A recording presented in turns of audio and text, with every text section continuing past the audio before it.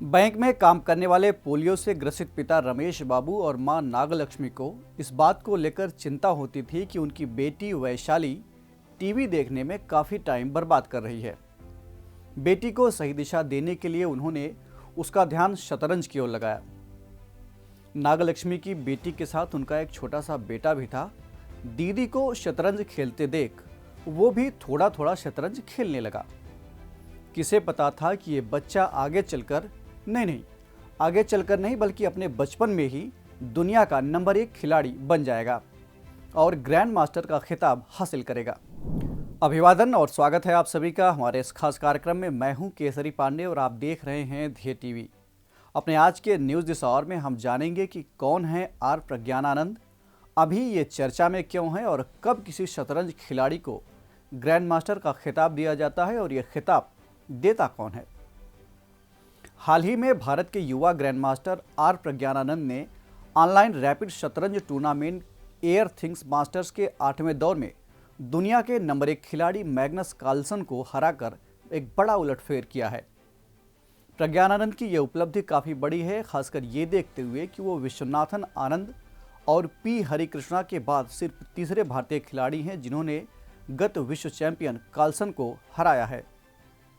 गौरतलब है कि प्रज्ञानानंद मात्र 12 साल 10 महीने और 13 दिन की उम्र में शतरंज के इतिहास में दूसरे सबसे कम उम्र के ग्रैंड मास्टर बन चुके हैं।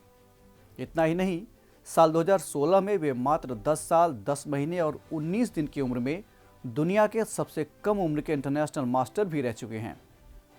बता दें कि खिलाड़ी को ग्रैंड मास्टर का खिताब शतरंज की सर्वोच्च संस्था विश्व शतरंज महासंघ यानी FIDE द्वारा दिया जाता है। ये शतरंज की दुनिया में दिया जाने वाला सर्वोच्च खिताब है। फाइड का नाम फ्रेंच भाषा में रखा गया है और इसका फुल फॉर्म फेडरेशन इंटरनेशनल डेस HX है।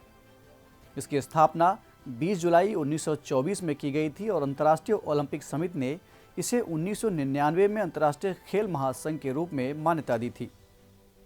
यह शतरंज के क्षेत्र में व्यक्तिगत गेम खेलने और अंतर्राष्ट्रीय टूर्नामेंट के लिए नियम बनाता है। ग्रैंड मास्टर के अलावा फाइड 7 अन्य टाइटल भी प्रदान करता है, जिसमें international master, FIDE master, candidate master, महिला ग्रैंड मास्टर, महिला इंटरनेशनल मास्टर, महिला फाइड मास्टर और महिला कैंडिडेट मास्टर शामिल हैं। ग्रैंड मास्टर का खिताब देने की शुरुआत साल 1950 से हुई थी। इस खिताब को देने के लिए फाइड ने 2 तरीके बना रखे हैं। पहला कुछ खास मानकों को पूरा करने के बाद और दूसरा खास प्रतियोगिताओं को जीतने के बाद।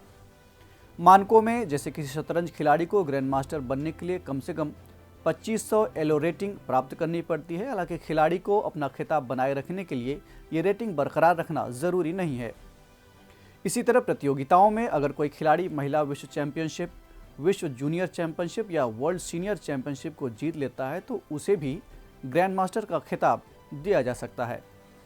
यदि यह खिताब एक बार हासिल कर लिया जाए तो इसे जीवन भर के लिए रखा जा सकता है, लेकिन अगर कोई खिलाड़ी धोखाधड़ी और भ्रष्टाचार का दोषी पाया जाता है तो उससे यह खिताब छीना जा सकता है।